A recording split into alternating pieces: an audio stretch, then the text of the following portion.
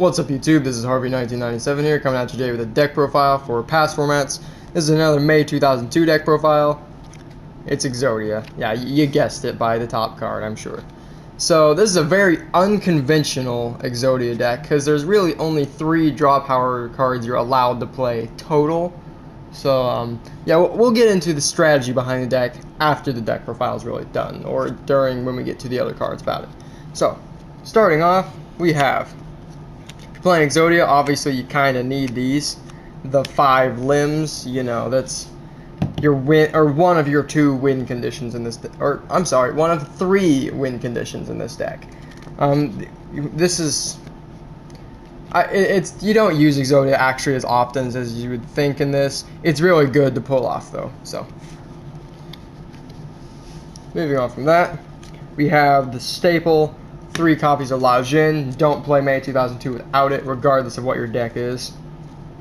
Now, this is, since it's Exodia, we probably want to do some stalling. So we got 3 giant soldiers of stone, 3 aqua Mador, and 1 mystical elf. So these are just like the best stats for the 2000 defense ones. That's why they're 3 and 3. And mystical elf is just another one to play. So now for the effect monsters, we have 3 copies of Wall of Illusion, because, you know, high defense and stalling, all that. 3 mana to bug to give you certain spot removal, and 3 Trap Master to get rid of some pesky back row. So, now, one of the main things to note about this is that, with the exception of La Jin, because they can always use like mana to bug, or not, you know, okay. I'm just going to not count him, because they can always, you know, like crash with the La Jin as well. But for any of these monsters right here, the only ways to kill them by battle, in the most part, is by summoning like the Summon Skull or Blue Eyes of the deck, or by using a copy of Reinforcements. So their ways of destroying these monsters are actually pretty limited. If you can set enough of them, you can probably just stall out just because like a lack of options in what they can do. It's pretty good. Next, the draw power card, but it's limited. Pot of Greed. Kinda need it. I have the 1 copy of Dark Hole for my Mass Destruction. Now, if you guys know me, you know I have my like 2 or 3 copies of Raigeki, but I have so many May 2002 decks, I don't want to keep swapping my Raigekis in and out of them and my main decks. So all my May 2002s, I just have a Lightning Vortex in as a proxy for it. But yeah, this is 1 Raigeki, because these are also both limited. And then we play the 1 Monster Reborn. This helps give you another win condition, being like if you're going up against dragons, you can take the Blue Eyes. Going against any other like standard deck, I guess, you can take Summon Skull or something. It's nice to have that too. Plus, it can also bring back like your Wall of Illusion, things like that. So it's pretty good. And then the semi-limited cards, we have 2 swords, because, you know, stalling. And now this is probably the more unconventional thing. The only other draw power card available at the time. 2 copies of Card Destruction. So, you probably figured it out. If your opponent uses Card Destruction against you, there's literally 0 ways for you to recover your Exodia pieces in your deck. That means absolutely none.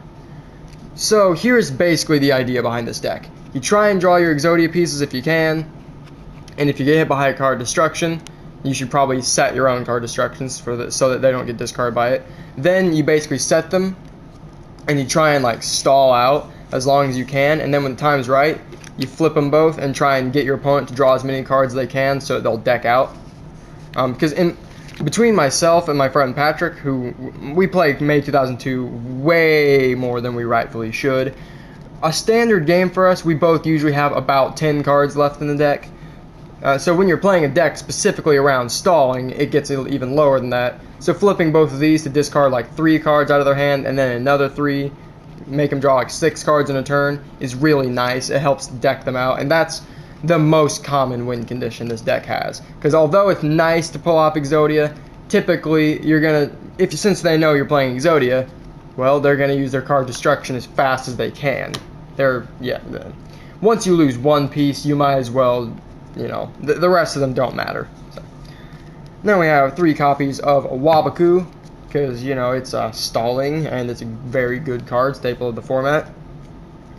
3 Trap Hole, stalling staple of the format, get rid of their pesky high attack monsters. And now this is the strange one, 2 castle walls. So as I mentioned before, reinforcements is really the easiest way to get over these monsters by battle, because otherwise they gotta summon a big monster and, well, you know, anyway.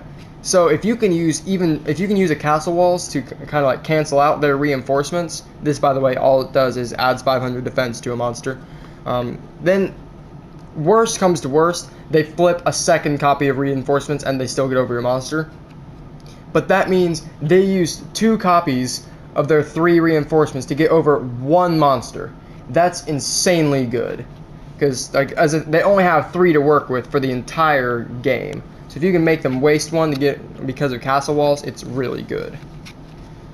So yeah, as I said, this is technically an Exodia deck. Exodia is your quote-unquote win condition, but it usually comes down more along the lines of using card destruction to finish them, simply because with as many cards as get drawn, if one of your Exodia pieces is in the bottom or something, you can't get to it, and that sucks. So, but yeah, card destruction is a really fun addition to this, because we were thinking about how do we make this good, because like card destruction, if you can also get it to discard like 5 or 6 cards out of your own like starting hand, and there's not an Exodia piece in that, then you're going to be in really good shape. Get some, you know, early game digging going. Now there's also the games where it's like, ooh, sweet, I opened 1 card destruction and 4 other cards that I'm okay with getting rid of. Draw for turn, oh look at that, it's an Exodia piece. Guess I'm going to set card destruction until either it'll get blown up or something, or I'll just draw Exodia, or I don't know, just wait until nearly the last turn of the duel to flip it. Yeah, anyway guys, that's going to do it for this deck profile. Make sure to tell me in the comment section below what you like about this deck, or what you don't, because let's be honest, most people don't like the Exodia, like, in the slightest. Most people see them, they're like, nope, I'm not dealing with this, I quit. Yeah, make sure to give this video a like, guys, and subscribe for more content if you have not already, and I'll catch you in my next video.